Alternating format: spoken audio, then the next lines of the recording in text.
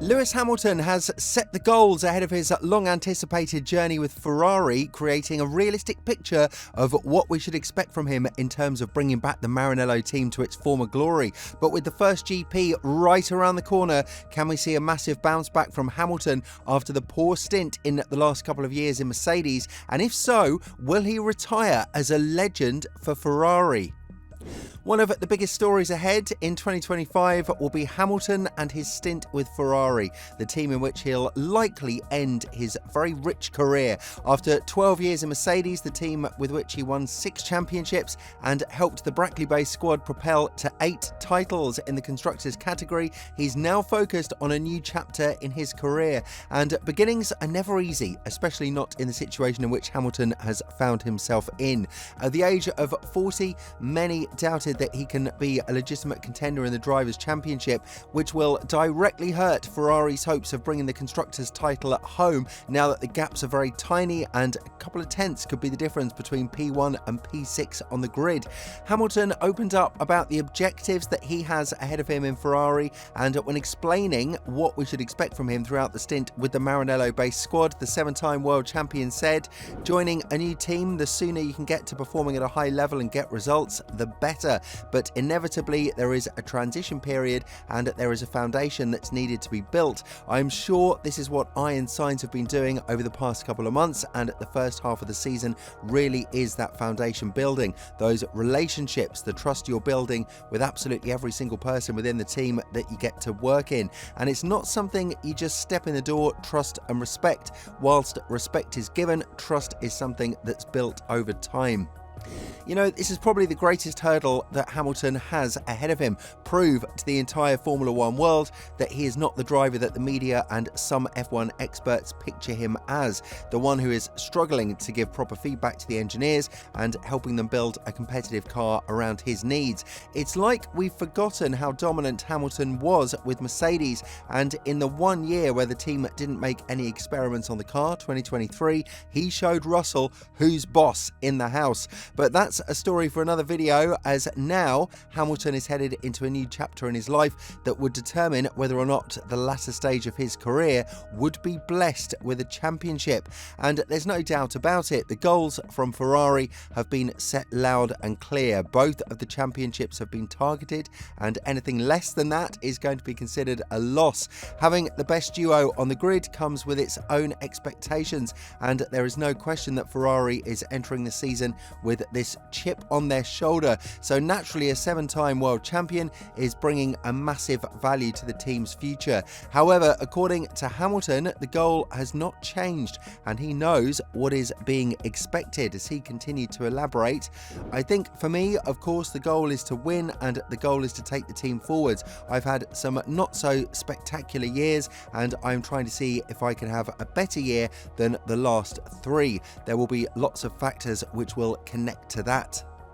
Furthermore, Hamilton has gone on to talk about what we should expect out of the first race regarding the SF25's performance. The feeling is generally positive and encouraging, and when talking about this to a greater extent, Hamilton said, "So far, I definitely feel confident. I've only had 3 days in the car, but it's difficult to know where we stand with everyone else. We just try to keep our heads down and focus on our job. I'm just itching to get going. It's been a long time coming, and to think that this is going to be one of those other firsts with the team, I am really grateful to have the opportunity." The fight is on from race 1 in Melbourne, and Hamilton knows better than anyone else out there that if you start the season on the wrong foot, it can only go downwards from there, and it could spiral out of control. Even though the hopes of Vasseur do not rely solely on the first race, this is something that has been discussed by the Frenchman ahead of the Melbourne GP, and when being asked as to what the chances of the team are to score dominantly and how that would affect the season to a larger extent, Vasseur said, "Whether we win or not in Melbourne, it won't be the end of the championship. The first race result won't count for much. Albert Park is a unique track, but even in the following races, it will be hard to assess the true competitiveness of the cars. It will be hot in Australia, cold in China and Japan. We'll return to Bahrain, this time with much higher temperatures during testing. It's going to be an exciting season." The team will rely heavily on Hamilton's ability to extract performance out of the SF25, and the initial statements from the team are very positive. They know for a fact that the car has high aerodynamic load and that it hasn't given any negative feedback throughout the pre-season testing in Bahrain. But Ferrari left the team scratching their heads because of the cold temperatures and the rear limited nature of the Bahrain circuit, which is something that needs to be addressed sooner rather than later. And when talking about how much he enjoys driving the SF25 so far, Hamilton said, "I think it's a bit early to say, but I am really enjoying the car. We are slowly bonding, I think. So far, I really enjoyed driving this car. McLaren did a great run as well, and I think Max did a decent one given the temperatures in Bahrain. It's hard to know what fuel loads everyone is running, as we are all doing our own different programs, so you have to take everything with a pinch of salt. McLaren won the Constructors last year. We expect them to be one of the quickest, if not the quickest, as with Red Bull, who dominated for many, many years. We definitely got some work to do to improve." The fact that Ferrari needs to work on their car is something that has been shared by Leclerc as well, who stated a very cautious optimism headed into the first race in Melbourne. There is no doubt that the team will try to extract as much potential as possible from day one, but the fact that McLaren made a huge leap and have kind of secured the title as the favourites to win both championships will be a challenge that Ferrari would have to tackle, having no time to waste on experiments. So widening the operating window of the car will be crucial for the team's performance throughout the entirety of the season, and there's no doubt that both Hamilton and Leclerc will be put to a massive test now that the situation is looking to be a bit tighter than maybe they would have originally wanted it to be.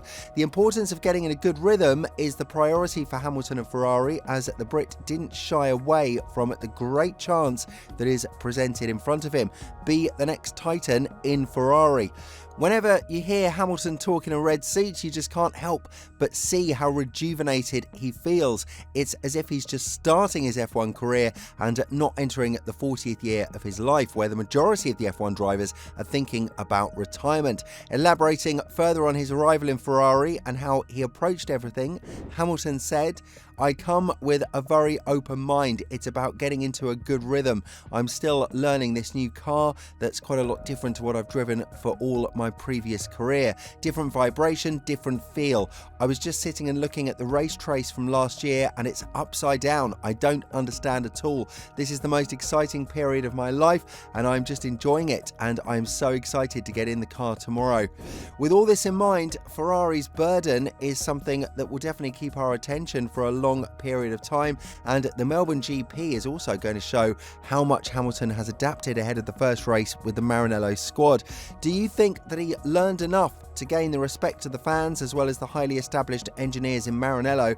And more importantly, do you think that Hamilton will bust the myth of being a poor feedback deliverer for the engineers back in the factory? Let us know in the comments below, and if you want to know more about the biggest challenges ahead of the Australian GP, have a look at the video that's appearing on your screen right now.